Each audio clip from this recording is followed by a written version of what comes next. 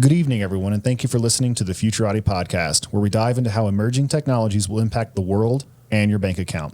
I'm Trent Fowler, and joining me as always is my co-host, Thomas Fry. Thomas and I are futurists, keynote speakers, and consultants with decades of experience in analyzing trends and communicating new developments to audiences across the world. Reach out to us at futuratipodcast.com/contact-futurati if you'd like to hire us for consulting, to speak at your event, or to advertise on our podcast. Thomas, go ahead. Yeah, I was just going to ask you, how is asteroid mining going to affect my bank account?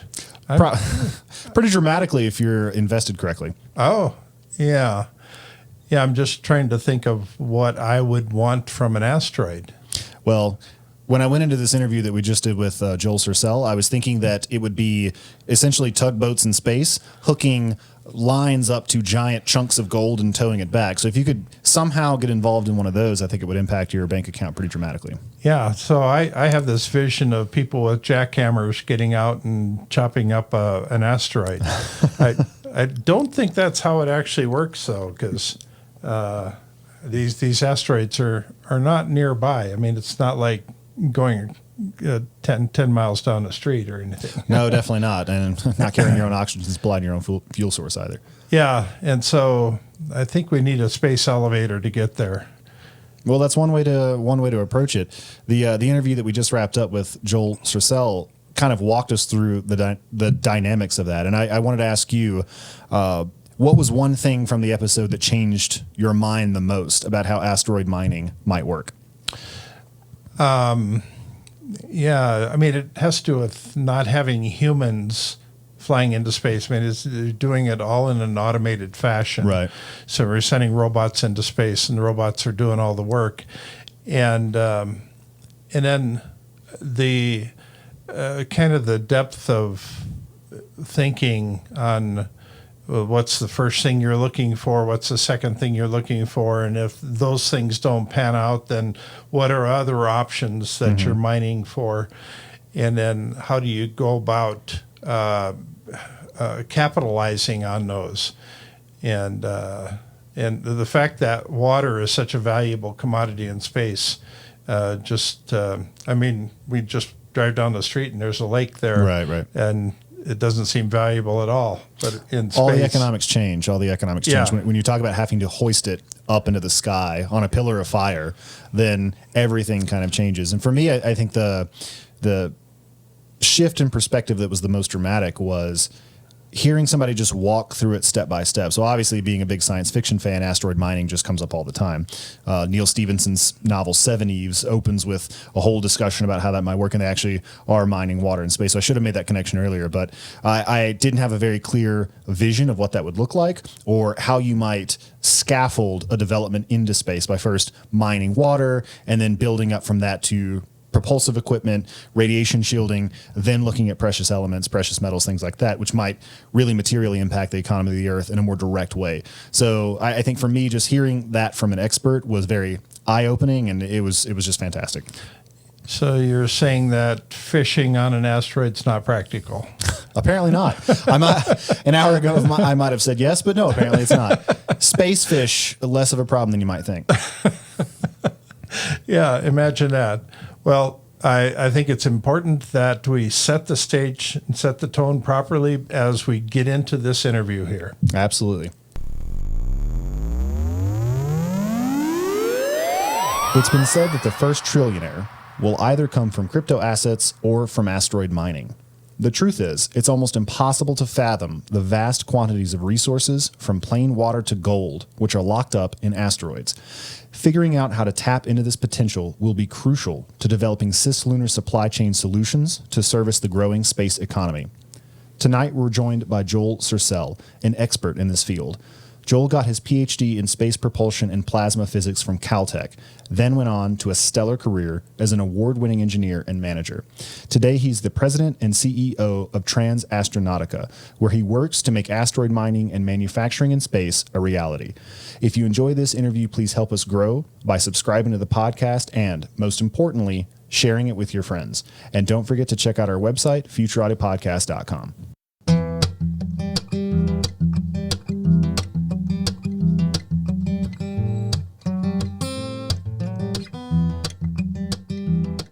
Joel, thanks so much for coming on the show. Hey, it's my pleasure. I'm really looking forward to this conversation. Us as well. Yeah, space manufacturing, the whole asteroid mining angle is something that comes up all the time. Why don't you tell us a little bit about your background, your interests, and what brought you to working on building the space economy? Sure. Well, my background is a career in space technology and innovation and engineering, PhD from Caltech in mechanical engineering, basically a thesis in plasma physics and space propulsion.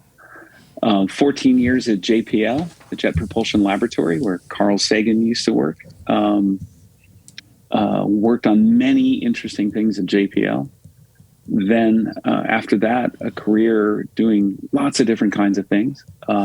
Worked for the Air Force. This is my third tech startup right now. Used to be a management consultant, engineering and management consultant. Used to train people all over the world and how to design spacecraft and space missions. My interests, go ahead. Have you actually been into space? Have you traveled into low Earth orbit? Let's hold on for a minute here. I'm actually traveling right now at 30 kilometers per second around the sun on a voyage that will take a year to make a full circle. And I've done it 61 times. So, yeah, I'm in space right now, along with you and everyone else we know. But no, I have not personally traveled into space. Okay.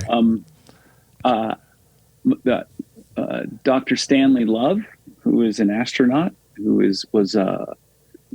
I often say my best ever student when I taught at Caltech for 12 years. He was doing a postdoc at Caltech when I met him, became an astronaut. He's on the board of directors of Trans Astro. He's been in space. When I was a young engineer at JPL, I was invited to have dinner with Neil Armstrong. That was very exciting. Wow. Yes. You got any cool stories from that? What was Neil like? Neil Armstrong was a typical test pilot. I grew up around test pilots and test pilots and fighter pilots and that sort of thing. And in my experience as a child, young man, child those days, fighter pilots and test pilots were similar characters, with test pilots having less bravado. And really? He just struck me as just a straight down the middle, really sort of interested, listening, completely not full of himself in any way, shape, or form. Had the build of a test pilot with the big neck from pulling G's. And he just seemed like like the guys that were my father and his friends that I grew up with as a kid. It always occurred Super nice guy. It always occurred to me that the early astronauts, one of the skills they had to have is they had to somehow deal with the claustrophobia of being in that tiny little capsule and spend countless hours in it. And the typical person would just go berserk wanting to get out of that space. Yeah, I mean, they would psychologically test them for claustrophobia as part of the test program. Yeah. Absolutely. That's a thing. Imagine, a pretty rigorous test process to fly a rocket into space.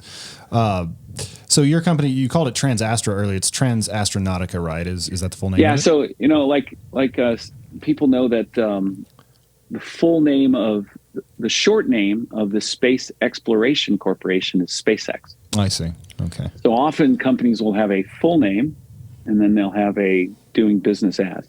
So the Trans Astronautica Corporation, aka Trans Astra. Trans Astra is one word, no spaces.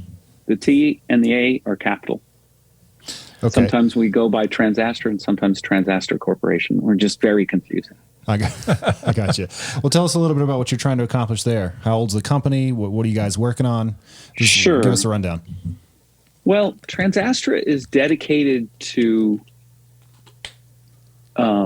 making humanity immortal as a species, making life from Earth immortal, in the sense that we can't go extinct. And the only way to do that is to continue to grow exponentially into the indefinite future. And as big as the Earth is,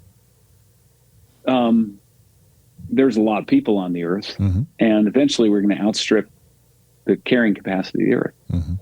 And the cool thing about it is that the asteroids provide enough resources for 1,000 years of human exponential growth to support a population of 1 trillion people.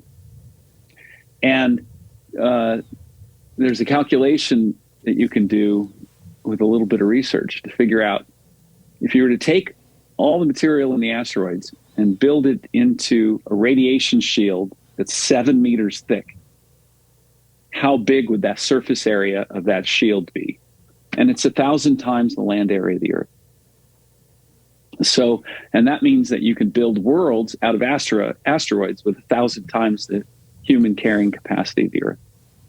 And so, in order for humanity to make the leap into space and to continue to grow exponentially, and it's a little scary that we're kind of starting to roll over and not grow exponentially, because species like Homo sapien don't do well when they're not growing exponentially. So you can do a calculation that says that the resources are there in the asteroids, and then the energy, the material resources in the asteroids and the energy is there in the sun, virtually unlimited energy supply. And so as far as the eye can see, there's an exciting future for humanity. So in science fiction and astronomy communities, they have these words for different classes of civilizations. And so an astronomer many decades ago was thinking about what would truly advanced civilizations look like, right? And he said, well, human beings, Homo sapien right now would be a type 0 civilization. And then a type 1 civilization would be a civilization that could consume all of the solar energy, or the energy from its star, that impinged on the surface of the planet. Well, we only consume about 1/10 of 1% of the solar energy that impinges on the Earth. So we're 0.01% of a type 1 civilization. You could say, in a way, that Transastra's goal is to help humanity become a type 1 civilization. A Kardashev, isn't that the Kardashev 1? Yes, exactly. Yeah. And once you're type 1, then you take off and you can exponentiate into space and be immortal. But the question is, it's great to have these grandiose ideas. How do you make money on that in the here and now? I'm going to ask you that in a minute, but I think Thomas. Okay. Yeah. Sure, go ahead. I know you talk a lot about creating a sustainable space colony. And I mean, we need a sustainable space colony, but one space settlement is not sustainable. Right. What you need is a space economy that stretches around the whole inner solar system and later throughout the solar system. Yeah. So far, we've never had a baby that's born in space. And we don't know exactly what happens to a child that's born in a different gravity. And and have you have you done projections as to what's going to be necessary to raise a child in space? Yeah. So the problem is not enough research has been done on that. And the concern, and in fact, that's one of the reasons why I'm a huge asteroid advocate and not a Mars or Moon advocate. And that is because human beings have evolved in a 1G gravity field, for 2-point-something billion years, depending on who you believe in terms of when first life started on the Earth. That we know of no life that has ever lived in a microgravity environment. And there are good theoretical reasons to believe that that higher mammals cannot live in a microgravity environment or even a significantly reduced gravity environment. Every year, research comes in from astronauts spending extended periods of time in space. Say, the longer you spend in space, the more deleterious it is on your physiology and health. And that process continues forever. And it may very well be that people can live in lunar gravity. It may very well be that people can live in Mars gravity, but we have exactly 0 scintillas of evidence to prove that. What we do know is that people can live in 1G. And we also know that you can build a big spinning world that provides 1G. We also know that people can live in radiation environments that are roughly comparable to the Earth. You know, like Denver has more radiation than Kansas, right? Mm-hmm. You're fine in Denver, you're fine in Kansas. But like, how many times Denver radiation can people handle for long periods of time? Again, we don't know. So the things that you want to provide for human beings living for a multi-generationally in space are 1G of gravity, Earth, as close to Earth normal atmosphere as possible, and as close to Earth normal radiation as possible. In order to get the atmosphere and radiation on the Moon and Mars, you have to live underground. I don't want to live underground. Right. But we know from structural analysis and design studies that have been done that you can build inside-out spinning worlds that are very terrestrial in their nature, that can provide all the Earth normal requirements human beings have. So to me, it's cool to think about space settlements on the Moon and Mars and other places, but to actually plan on that, plan on making money on that without having done the basic research of raising many generations of mice in different gravity levels. By the way, if you raised many generations of mice in different gravity levels, all that would tell you is that it's not unethical to raise many generations of dogs. Right. You know, so like you need to follow proper ethical guidelines with human experimentation, with animal experimentation. It's really sad that we've had, you know, the space station up for so many years, and we're just now barely beginning some decent research in this area. It should really be done. But until small populations of people have lived and worked in space to show that the first generation survives, the second generation survives. There's a big difference between a highly trained, physically fit astronaut going up and training for hours in the gym every day in a space station for a couple of years versus a family raising children, gestating new babies in the womb in microgravity, giving birth to them. And then how do their bones form without gravity? We know that bone formation depends critically on gravity. We know that bone formation and calcium in bones is critical to many other biological processes in the human body. We know that every astronaut that's been exposed to long-duration space travel has suffered from immune deficiency. You guys know what telomeres are? Mm-hmm. So telomeres are these little end caps on the chromosomes in your cells. We know that astronauts in space change telomere length. Oh, wow. Okay, and now one of the leading areas of biological research is epigenetics. Mm-hmm.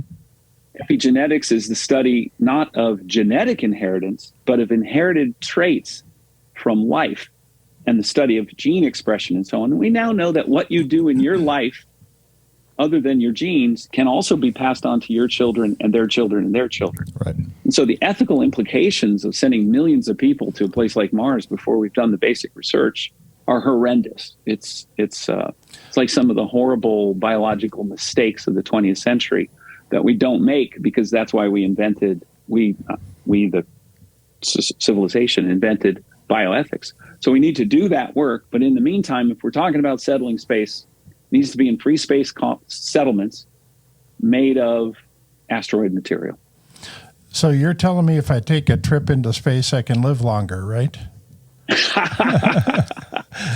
Well, you know, that's the other side of this, is that it turns out that the biological effects of space travel very closely mimic accelerated aging.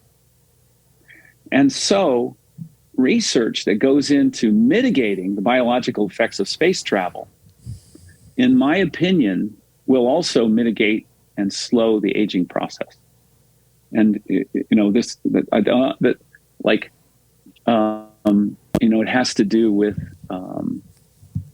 gene expression, how gene expression is controlled in cells, the endocrine system, the immune system, and lots of other stuff. But that's kind of an interest of mine, but not my main gig. That's not what TransAstra is all about. So the ethical questions you raise, I think, are very fascinating. Sure. I had never thought about it in that light before, that it's in effect a kind of large scale experiment on lots of people who, whether or not they consented to it, might still raise ethical questions that we have to consider. Right. Just because someone consents to do something that's not proven to be safe doesn't mean you can prove that it's ethically and even legally correct to make billions of dollars taking money from them to do that. And it's the reason we have an FDA, so that someone can't start a drug company, come up with a drug, claim it does one thing, sell it to people, and not have any proof, right? Right. And when you sell a car, you have to show that the car is safe. I kind of wish I lived in a world where a bunch of crazy people could, like, if a bunch of people wanted to organize themselves and go off to Mars and no one's profiting off of it, take their own chances, that's cool. But then when you think about epigenetics and the fact that it caused terrible deformities, life-threatening, painful illnesses 3 generations later, then you have to ask, well, is that really okay? It definitely does get pretty thorny. What I wanted to ask about is not. We do sometimes get into ethics on the podcast, and it can kind of just go on forever. I'm interested in hearing about the mechanics of mining an asteroid. So this is your major pitch. This is what you're really interested in. You've ably made the case that we should be focusing more on that than on Mars or the moon. Yep. I'm with you. So just. I've read a fair number of articles about asteroid mining. It comes up in science fiction all the time, but I'm not really sure what it looks like. These are small bodies. How do you stabilize them? How do you drill into something where the surface gravity is negligible? What's TransAstra doing to solve these engineering problems? Yeah, so one way you can tell that someone has done any reasonable scientific thinking about harvesting resources from asteroids is if they show a picture of a spacecraft landing on the asteroid and harvesting resources, they don't know the first thing about it. You can't really land on an asteroid. You can touch and go. You can rendezvous with. You can grapple an asteroid. If you try to grab it, probably whatever you grab will come off in your hands and you go floating off into space. So asteroids are what we know about asteroids tells us that they come in all kinds of shapes and colors and sizes and physical forms. But in general, you cannot think about them the way you think about terrestrial land, walking on things, digging in things, that sort of thing. And our study of this convinces us that the only practical way to harvest resources from an asteroid, what other people call mining asteroids, sometimes we do too, is you fly up to the asteroid, and typically an asteroid will be tumbling, and you match the tumble rate of your spacecraft with the asteroid. And you have to have a large enclosure. The way that we prefer to do it is with an inflatable, what we call a capture bag. So it's a big opening that's made of a flexible membrane like a bag. When you launch it into space, it's all packed up very tightly in a small container. When you get into space, you use inflatable structures to inflate tubes that hold it in an open position. You fly up to the asteroid, you match spin rotation with the asteroid, you fly the bag over the asteroid, you zip it closed. Then you cinch it down to the spacecraft. Now you have positive control over this unwieldy mass that could be of many different physical forms in space. But once you cinch it down, you have positive control over it. Then you use the attitude control system, which is the engineer's word for saying the thing that points the spacecraft in the right direction, to de-spin the asteroid. It takes a fair amount of propellant to de-spin the rocket propellant, what people call fuel, to de-spin the asteroid. Once you de-spin it, then you use our patented method of asteroid mining called optical mining. Now, if you have to carry things that look like mining equipment into space, you're not going to make any money, because every kilogram or every ounce of mass that you bring up is precious. Moving parts with gears and bearings and all that kind of stuff wear out. So we've invented a way to drill through solid rock using just sunlight. And we think sunlight is the most copious, affordable, clean, free safe energy source in the solar system. What we've shown is that with large solar reflectors, in fact, if you go to my LinkedIn profile today, you will see a picture of a solar concentrator in the parking lot of the Hive. The Hive is the Trans Astronautica headquarters, about 10 miles from here. There's a reflector that's pointed at the sun that's focusing the sun's light down to a point. And we've shown that highly focused sunlight can drill holes in rock material like asteroids are made of. And as it heats them up, it drives out many of the very valuable volatile materials. Volatile fluid is any fluid that vaporizes or boils at elevated temperature or reduced pressure. So the first things that we're going to want to harvest from asteroids are the ingredients of rocket propellant, and the most important ingredient of rocket propellant is water.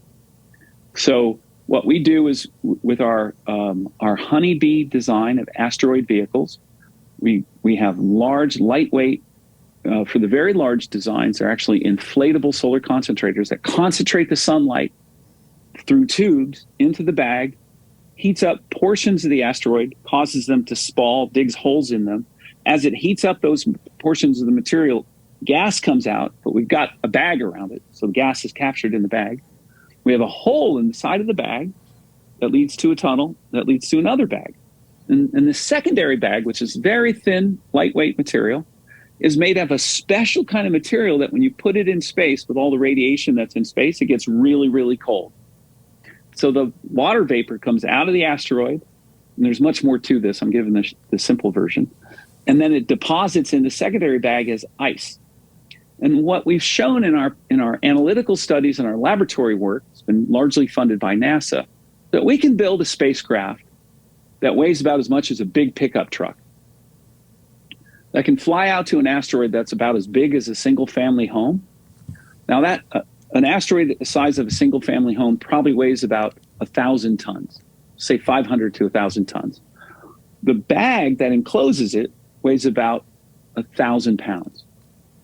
The enclosing bag encloses the asteroid. We use sunlight to extract the valuable material from it.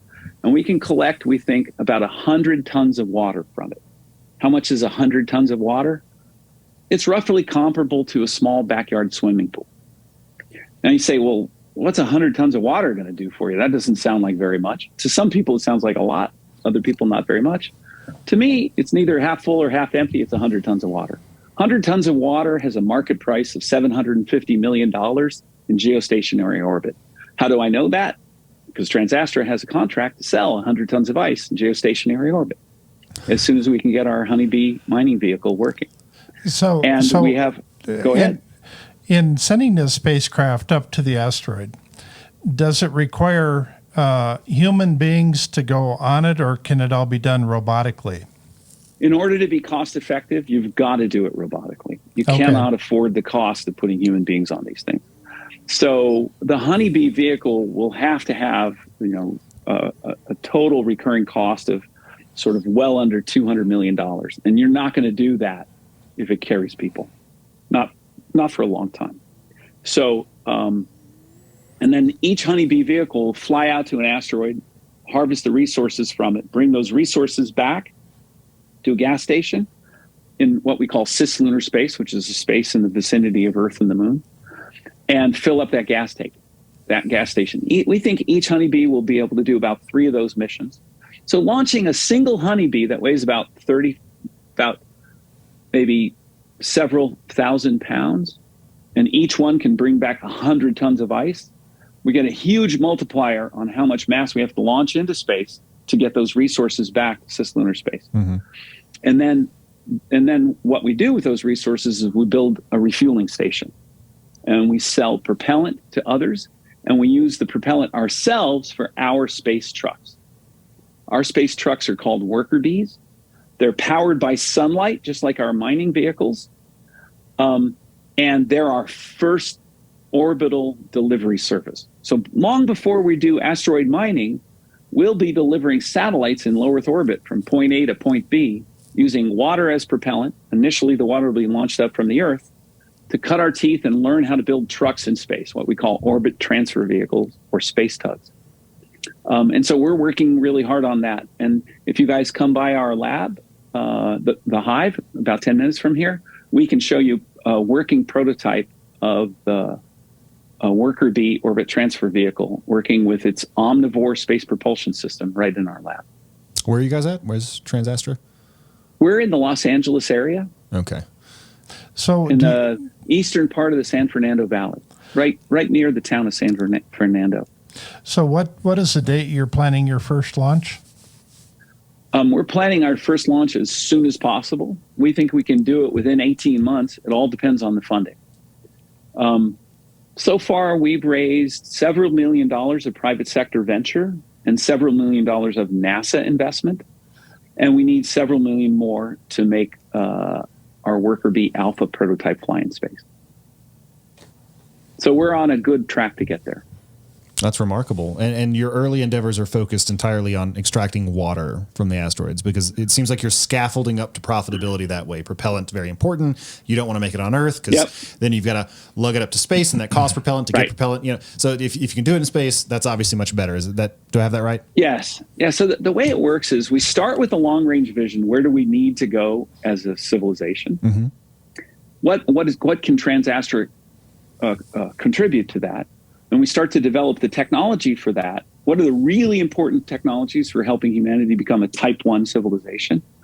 And then we get the long range technology funding to develop those technologies, but we do it with a very practical bent so we can build it now, not in 10 years. And then we say, what are the commercial opportunities for this? So we thought, okay, long range future of humanity is asteroids in space. Before that happens, we need to be harvesting thousands of tons and then millions of tons of asteroid material. Before that happens, we need space trucks, because the space truck is needed to carry the mining vehicle there. So what does the space truck that works with asteroids look like? Well, it has a solar thermal rocket engine that can run on the stuff that comes out of asteroids, water. So we invented the omnivore rocket engine, which is a solar powered rocket engine that can run on water or virtually anything else. That's why we call it the omnivore. By the way, we recently received the patent on it that allows us to have the only engine in the world that can operate on solar power on virtually any propellant. Then we ask, well, what's a business that we can make a lot of money right now today so that we can get investors to help pay for the technology, scale the company, make the money on that short-term business, use that money to scale the company further. And, it's the same thing that Elon Musk is doing with SpaceX. He has this long-range vision to go to Mars, which I think is a great vision. I happen to disagree with it for reasons we talked about earlier. More power to him for heading in that direction. And then he worked out, well, what's a business I can start with and to start going to Mars? And that's rockets. Well, we did a similar kind of thing. We said, what's a business we can start with? And that's orbit transfer vehicles. There's another business that we're doing that has to do with asteroids. That's very exciting in the here and now, and it's operational right now today in our company. And that's the Sutter telescope technology. Have you guys ever heard of Sutter's Mill in California? Right. Yes. Okay, so Sutter's Mill is a mill that was at Sutter's Trading Post in Northern California back in the early 1800s, where they found gold. And then because they found gold there, that led to the California gold rush and largely to the settlement of the American West and the United States becoming an economic superpower, the middle class and all that good stuff. So we realized that our long-range vision of asteroids is a real problem because we only know where 0.0003% of all the asteroids are. When we know where most of the big ones are, but these little ones that you can manage with a vehicle the size of a pickup truck, we don't know where any of them are hardly. We only know where about 10 of those are that are low enough in delta V. That delta V is how we measure how hard it is to get around in space. We know about where only 10 of them are that would be good asteroid mining targets. And we need to know thousands of them to make it an economically viable scheme.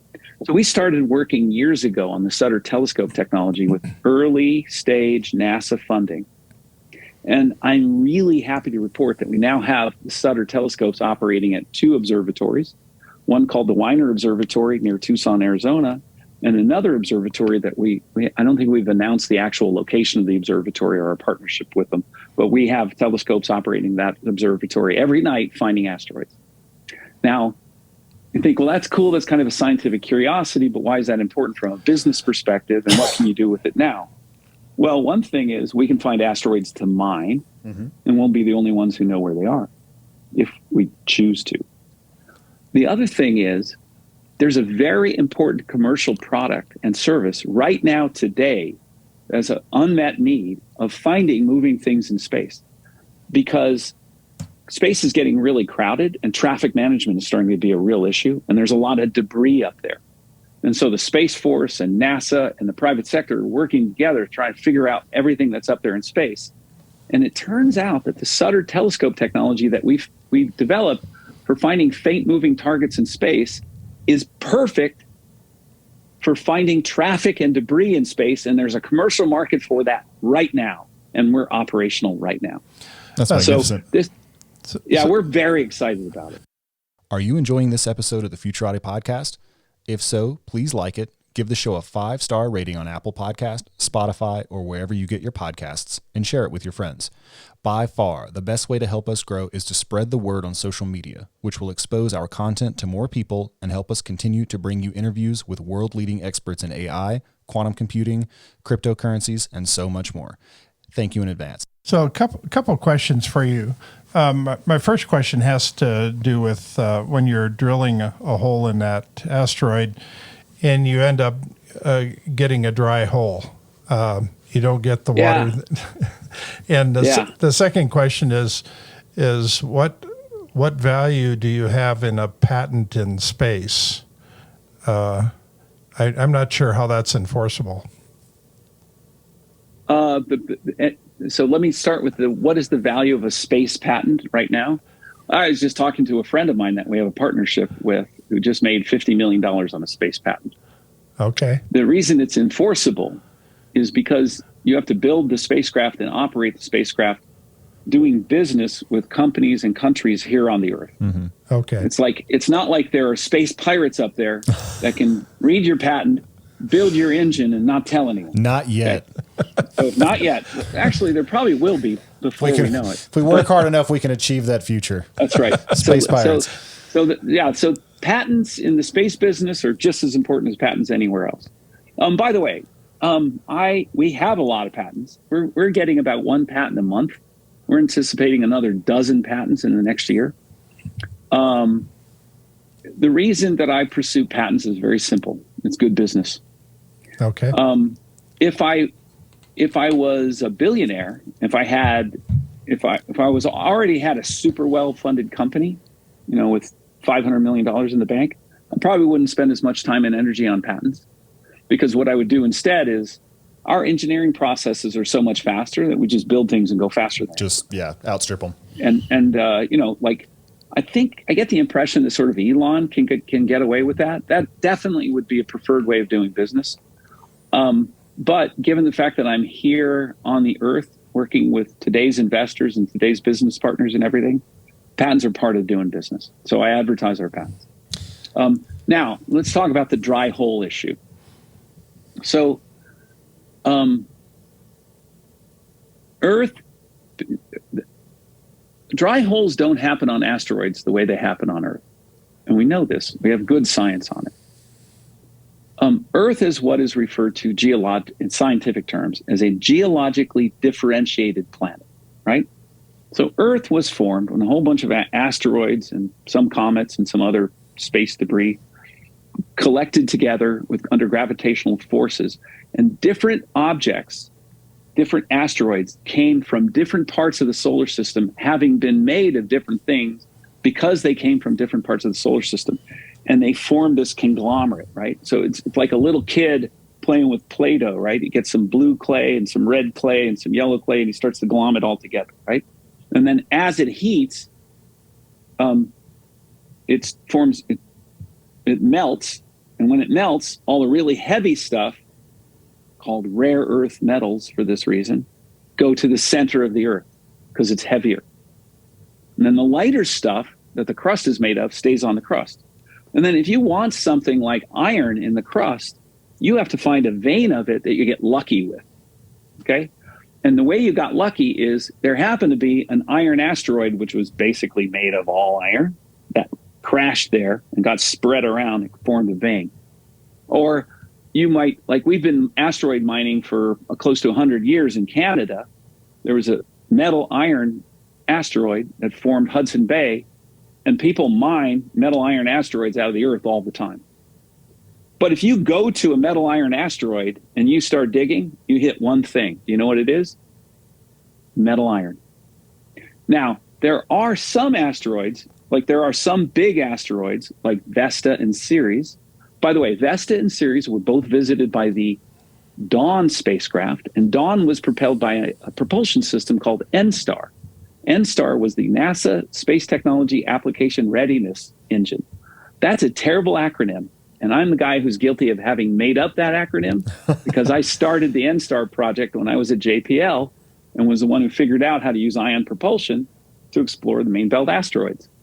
But Vesta and Ceres are protoplanets that are somewhat differentiated. And now, if you happen to come across an asteroid that was knocked off of a protoplanet like that, that's partially differentiated, that's accumulated of other asteroids, you can come across an asteroid where there are different parts of it that are made of different things. But we have ways with telescopes and statistical models to make sure that the asteroids that we approach are what some planetary scientists call primitive asteroids, which means that they were formed in a certain region of the solar system out of whatever material was in that region. Then they've migrated to where they are today, and they're still made out of that same stuff. And when you dig a hole on one of those asteroids, doesn't matter where you dig, you get the same stuff. So they're homogeneous in a way that a planet isn't. They're homogeneous in a way that a planet isn't. Now, I had to give you that long explanation because I've said in other settings, well, we're going to go after primitive asteroids and they're homogeneous. And then planetary scientists get very upset because they say, well, they're not all primitive. They're not all homogeneous, but there are statistical ways, and we could get into a big argument among astronomers and asteroid modelers about spectroscopy and that sort of thing. But we have solid science that we can pick out the asteroids that are the taxonomies that we want. And it's a very in-depth technical discussions on how to do that. And then get to an asteroid. And when we get to it, it's all made of the right stuff. And there's some possibility that when we get to an asteroid, it's not what we expect. And we can calculate that possibility with statistics. And then we have to build that into our economic model. A certain fraction of our missions will go to the wrong asteroid. And that's all part of the economic modeling that we do. Hello, this is Trent Fowler, co-host of the Futurati podcast. One of the most common pieces of marketing advice I've come across is to know your audience and give them what they want. One difficulty in podcasting is that it's actually pretty hard to do this. None of the major platforms give us any way to reach out to you, our listeners, to find out what you enjoy about the Futurati podcast and what you'd like to see done differently. So we've decided to record this commercial and ask you directly to reach out to us. Head over to futuratipodcast.com, go to the contact page, and drop us a line. Tell us about your favorite and least favorite episodes, what you'd like to see us cover in the future, and anything else you want us to know. We produce this show for you, and we want your advice so we can make it even better. Thank you. So when you go to an asteroid, do you then lay claim to it? Do you own it? Do you get a deed to that asteroid? Great question. You should. But if you got a deed, deeds are granted by governmental authorities, and which governmental authority would give it to you? I think Facebook. United States of America. Put a flag there, America. And it's yours. Yeah, that's always been the procedure. So the international space law says you can't lay claim to territory or real estate in space. But the general reading of international law and the consensus is that if you can benefit from the resources of space based on your efforts. So what that means is if I go to an asteroid and put a bag around it, if anyone tries to get access to that asteroid and tries to break my bag, and I'm a U.S. flagged spacecraft, that's an act of war against the United States. Okay? And And if I go to the moon and I stake out an area with a fence and I say I'm ice mining in this area and I have ice mining equipment, someone tries to get that, they're interfering with my ability to benefit from my efforts in space. So that's a violation of international law. But laying claims the way the mining industry does, that's not a thing in space. Okay. It doesn't seem like it need to be either. You're talking about planetoids. You're talking about pretty small bodies for the most part. That's true in the short term. But eventually, space law will have to grow up and look more like traditional law. We'll have to have property rights. It's just not there yet. Well, property rights were invented to avoid conflict, not create conflict. And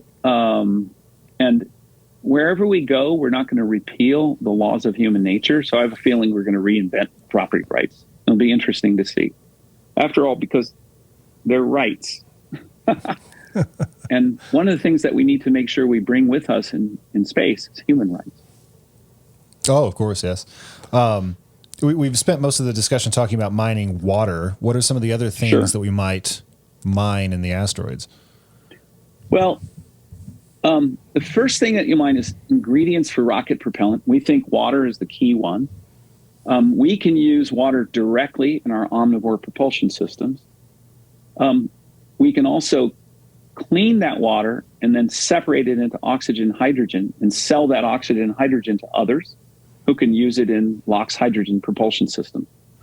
We can also, every time we do experiments with either meteorites of the right type, which come from asteroids of the type we want, or with simulants that are very carefully scientifically formulated to be like the asteroids we're going for, we also always get methane, carbon dioxide, carbon monoxide. And so that means that we can make liquid oxygen and methane, which are the same propellants that SpaceX uses in its Starship engines. So, consumables are the first thing.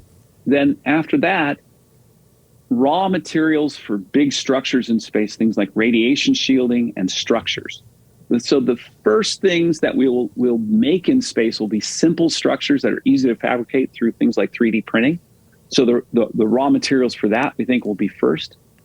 And then we've actually calculated that once our worker bee orbit transfer vehicles are up and running and scaled to larger sizes, harvesting propellant from asteroids instead of lugging it up from the Earth, it'll actually be as cheap to get around in space as air travel. Now, when that happens, and only when that happens, it will make sense to actually mine precious metals and strategic materials from asteroids. Then you start going then you use the propellants that you harvest on one type of asteroid to go after rare metals and strategic materials at other asteroids. And that's a huge economic game changer for the planet. But eventually, in the long term, not in the short term of our business planning, but in the long term of our vision, we see most manufacturing, most human consumption moving into space. So materials will be used locally to make worlds. What's the timeline for all of this? There's an expression in the space business: no bucks, no Buck Rogers. The timeline, the only company that I know of that's unconstrained by funding in terms of their timeline is SpaceX. We're constrained by funding. So we can fly Worker Bee Alpha in about a year with the appropriate funding. Right now we're a little short on the funding. We can have Worker Bee commercial operations going in 18 months with appropriate funding. We currently have operational, we're just transitioning our Sutter telescope system on the ground, on observatories here on the ground, from development and test to operations like this week. We can build a global network of Sutter telescopes that will cover the entire night sky, like every square degree of the night sky that's not blanked out by the moon or the sun, every night. And it'll find objects down to the size of the Capstone spacecraft out at the moon. We can actually find the Capstone spacecraft out at the moon, we think, as soon as it's in the right position. We're going to be looking for that. We'll be able to build that network for like $20 million. And that's $20 million I don't have. Do you have $20 million I can borrow? Yeah. Okay. All right, you check. All that crypto money. I mean, we do have millions of dollars, but space is very expensive. Yeah. So we're in a fundraising campaign right now. So we could have a Sutter Space Telescope up in orbit in 18 months. We're going to have worker bees up in test in a year, operational in 18 months. We can have the first honeybee mission to an asteroid to bring back 100 tons of water easily in 7 to 8 years. It's just a matter of funding. So inside of a decade, you could be hauling huge amounts of water back to make Absolutely. Absolutely. And then for building and out that will be huge for NASA and the Space Force for their ambitions in space. And then that will pave the way for large commercial industries in space. Do you need a dynamic and knowledgeable speaker for an event? Thomas Fry and me, Trent Fowler, are both seasoned keynote speakers, able to converse on a wide array of topics to audiences of all sizes and skill levels. Go to the contact page at futuraudiopodcast.com to book Thomas or myself today, and let us apply our years of experience in public speaking to make your event a smashing success. What do you think some of those industries will be? Well, obviously, the first one is we've gone from space communication as a kind of a micro industry. Like on a global scale, it's been a $200 billion a year industry, which sounds like a lot. But then when you think about, $100 trillion world economy or something like that, it's not that much. But we're getting into the real era of space communications, or space communications is going to be $1 trillion business.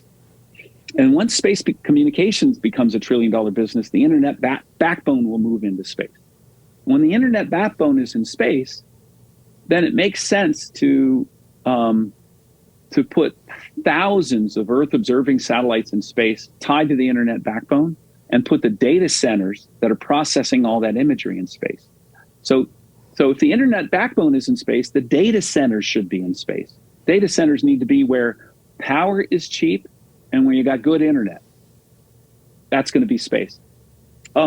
People don't realize that solar power is terrible on the Earth compared to how it is in space. Like, for example, I'm sitting in my house right now. I have a 10 kilowatt solar array on the top of my house. The most power it ever puts out for an hour or two on a good day in the summer is about 7.8 kilowatts. And on an average day over the year, it puts out 30 kilowatt hours of power. If it was in space, it would put out 240 kilowatt hours of energy every day, 24/7, day in, day out for decades. And so solar power makes a huge amount of sense in space. And as space transportation and space launch comes down, it actually makes more sense to generate electric power in space than on the ground. What are you going to use it for? Running data centers and communication services in space at first. And there are even some applications where you might send the power down to the Earth for consumption here on the Earth. Yeah. Well, this has been like a college course in asteroid mining 101 here. I think this is terrific. It's been absolutely fantastic. Yeah. Are there any final thoughts you want to leave us with? Anywhere you want to send the audience? Well, we're always looking for customers and investors and business partners. And if you go to transastro.com, go to the contact page, for customers who need satellites delivered from where rockets leave them off in space to where they need to go so they don't have to have their own propulsion systems, go to missions, send us an email to missions@transastro.com. That's on the contact page. Investors, there's a link for investors. We are in the middle we're raising money right now at a pretty good clip. So we're giving a really good deal right now to investors. It's the same deal that we offered a few months ago, just because the economy turned south. So it's a great time to get in as an investor. And then sometimes we're hiring. Right now we're in a hiring freeze for the next few months, but we're always looking for super good talent. We have an amazing crew of about 25, mostly young, but some grizzled old like me also, engineers, scientists, and business development people, lawyers, everything, but 90% scientists and engineers at Trans Astro. I mean, we have Hayden Burgoyne, who we recruited away from JPL a few months ago. He he was on the Europa Clipper mission at JPL, and before we got him, he did his PhD at Caltech. And the year he, unlike me, who, like, when I got my PhD at Caltech, I was like at the bottom of the class, I think. He was actually the top PhD graduate at Caltech. Before that, he was the vice president of spacecraft for another startup. So he's another guy who's done other startups before and had exits and that sort of thing. So we get, our crew is incredibly talented. If you like working with super talented people who deeply believe in the mission and have a ton of fun working on taking problems that other people would consider technically impossible and just doing them, Trans Astro is a great place to work. Well, that sounds fantastic. I would encourage everybody to check that out, and I hope you find all the funding and talent you could possibly hope for. It seems like what you're trying to accomplish is well within the realm of the, let's say, reachable impossible, and I'd fully endorse it. So I wish you the best of luck. Well, super. Thank you so much. This is just a delight, you guys. This is terrific. Thank you. Thank you. Ciao.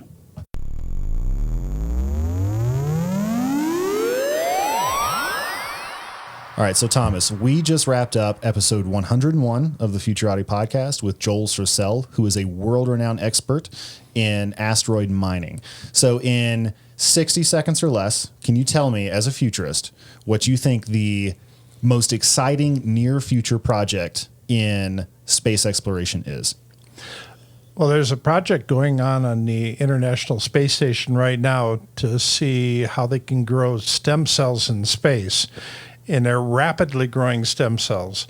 Now, harvesting stem cells on Earth is very laborious and very expensive. And doing it in space, it's very inexpensive. So they can grow tons of them. So stem cell therapy, when you have large quantities of stem cells, suddenly takes on a whole different